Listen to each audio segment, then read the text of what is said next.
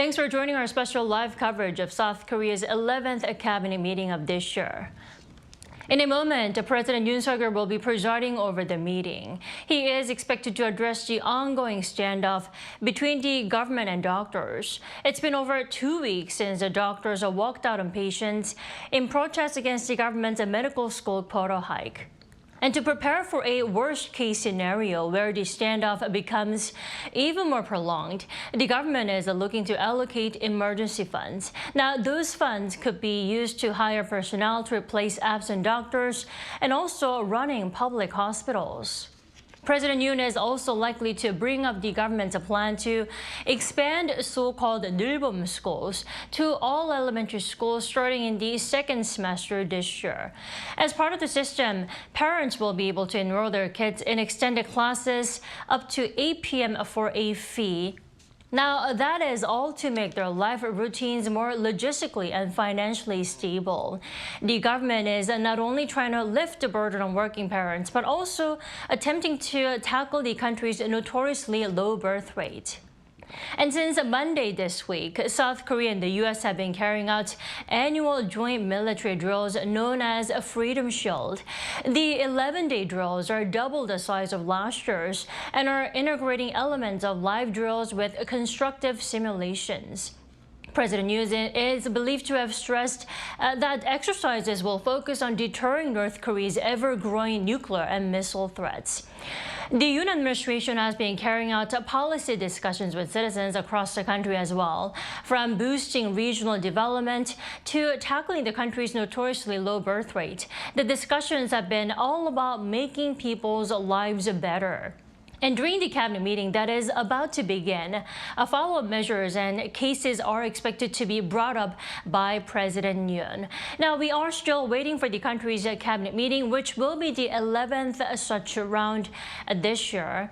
It looks like the meeting is about to begin. We'll come back right afterwards.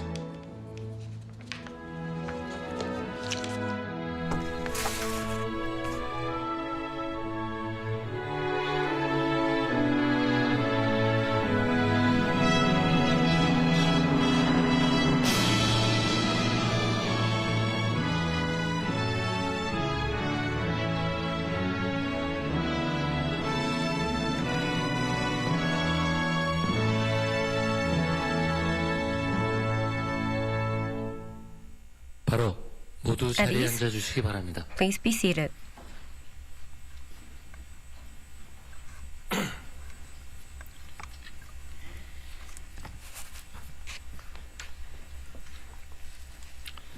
국무회의를 시작하겠습니다. Let us begin the cabinet meeting. 지난주 Last week, 중앙지방협력회의를 we held the Central and Regional Cooperation meeting, and we reviewed the status of our preparations for medical reform and Nilbom School.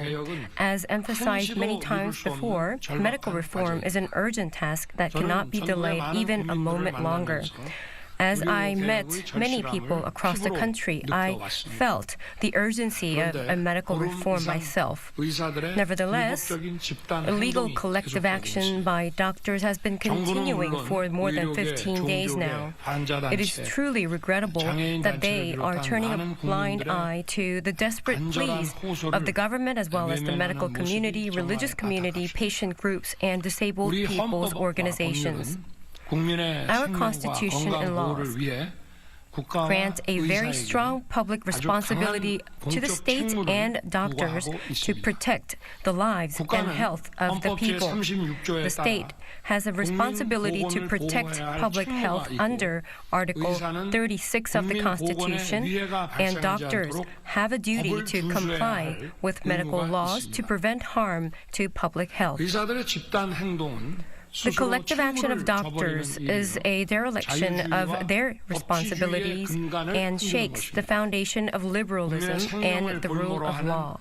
불법적인 We 집단 have no 행동에는 choice 법과 but to 원칙에 respond 따라 strictly in 엄중히 accordance with 대응할 law 수밖에 and 없습니다. principles against illegal 국가가 collective actions 의사에게 that put the 면허를 lives of 부여하고 the people 법에 따라 hostage. 엄격하게 The 관리하는 government 것은 grants 국민의 licenses to 생명과 doctors and 건강을 strictly 보호하기 manages them 위한 according to the law to protect 그러기에 the lives and health 의사의 of the 자유와 people. 권리에는 And therefore, 책임이 따르는 것입니다. a doctor's freedom and rights 국민의 come 생명권을 with 침해하는 responsibilities. 불법적인 Illegal 집단 collective 행동은 action that violates the 절대 people's 허용될 right 수 없습니다. to life cannot 의료 행위에 be 대한 tolerated ever. 독점적 권한은 This is 그에 because the 상응하는 exclusive right to practice 책임과 medicine 함께 comes 부여되는 with 것이기 a corresponding 따라서 responsibility. 정부의 조치는 Therefore, the 의사들의 government's 자유와 action 권리를 is 억압하는 not 것이 to 아니라 suppress the freedom and 헌법에 human 따른 rights of doctors, 국가의 but to 책무와 fulfill the 국민의 state's 생명권을 responsibilities 지키는 것입니다. under the Constitution and to defend the right to life of our people.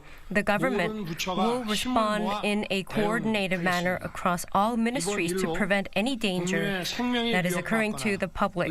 We will mobilize all resources to ensure that people's lives are not threatened and that there are no gaps in medical services. At today's cabinet meeting, we will finalize a reserve of 128.5 billion won to provide medical personnel for essential care, compensate medical staff for their dedication, and provide power and treatment for patients' conditions so that emergency medical services can function reliably. The government will take all necessary measures to protect the medical staff on the field and protect the public. When this cabinet meeting is over, I will personally preside over the meeting of the Central Committee to respond to doctors of collective action. I will thoroughly inspect the situation on the ground and carefully consider the necessary measures. This week, with the start of the new school semester, the Nulbom School program has begun in earnest in 2,741 elementary schools across the country. Nulbom School is the centerpiece of the government's national care system. For the success of this program, our entire society must join hands, and the central and regional governments also provide all-out support by establishing a support system. Most of all, it is very important to immediately resolve problems that occur in the field and settle them as early as possible. To this end, we established last week a government-wide support headquarters for Nulbom School, and we are taking care for the preparations, including securing manpower and the location. Today, I will personally chair the second meeting of Interagency Support Center to review the situation on the ground. I do understand that it is difficult to prepare for this program because the circumstances may vary depending on regions and schools. And since it's the early early stage of the program, there will be shortcomings. However, even if there are shortcomings, we must make up for them and establish a national care system. We will implement it without a hitch to all first-grade elementary school students in the second half of this year and second graders to next year, to all elementary school students from 2026. In addition, starting from the new semester, a new school rights protection system and school violence handling procedures will be implemented. Protecting religious authority, protecting the teacher's authority is a national task, and I have emphasized this since the campaign days. Last year, the 5 laws on the protection of teaching rights were revised to ensure that the legitimate exercise of teaching rights is protected by law. Starting this semester, more specific measures to protect these rights will be implemented. We will operate an institutional-level response team to ensure that the teachers' rights are upheld, and in addition, if a violation of teaching rights occurs, you can immediately report it to a hotline number of 1395. If a legal dispute or accident occurs during the course of educational activities, we also will provide support for litigation costs and liability costs. In addition, the investigation investigation of school violence cases will be handled by dedicated investigators, not teachers, and the school police officers will participate in the school violence committee that judges the school violence. The Ministry of Education hopes to closely inspect the implementation status of the school rights protection system and school violence handling procedure to ensure that these are functioning appropriately. In addition, we must eliminate any risk factors around schools so that our children are safe. In particular, safety management at hazardous facilities in the vicinity of the schools must be strengthened, and safety strengthening activities such as illegal parking or speeding in the children protection zones must be thoroughly cracked down. And not only the ministry, but also the government and the related ministries will muster our strength to create a safe educational environment for our children. From this week, the Shield of Freedom ROK-US joint exercise is underway. During this exercise, we will conduct joint maneuver training and respond to North Korea's nuclear threat, as well as response training for complex situations as cyber attacks, gray zone provocations, and response to the spread of fake news. In a situation where there is a high possibility of North Korea's provocation that is aimed at our general election, this exercise will help us to confirm the solid combined defense posture of ROK-US alliance. In addition, 12 UNC member states will participate, demonstrating the solid solidarity amongst all our nations. To ensure a successful joint exercise, all ministries, led by the Ministry of National Defense, will cooperate closely. At today's meeting,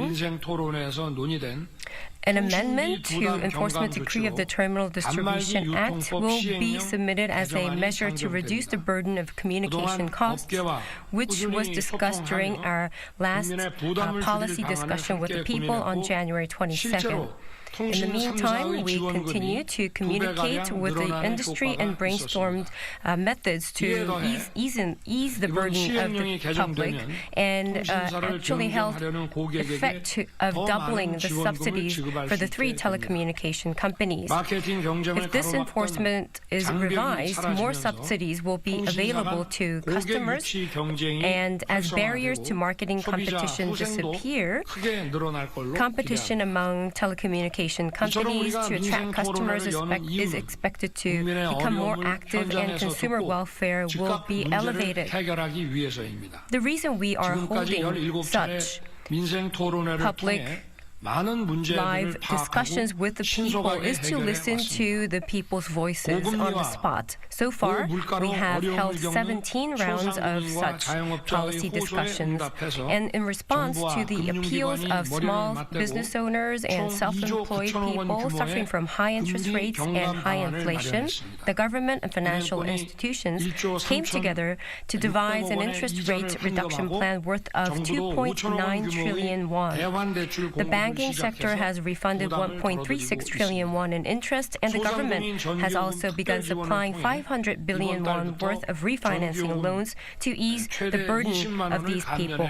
Through special support for electricity bills for small business owners, we are offering up to 200,000 won in electricity bill reduction from this month.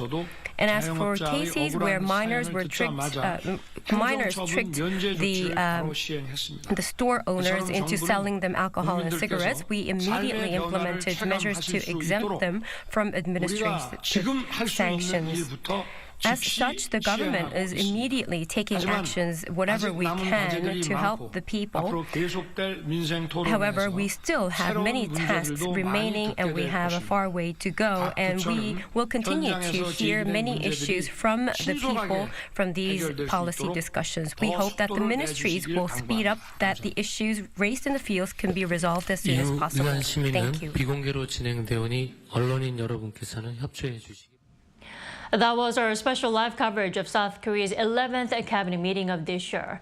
We'll bring you more details on the meeting at our upcoming newscast at 6 p.m. Korea time. Thanks for watching.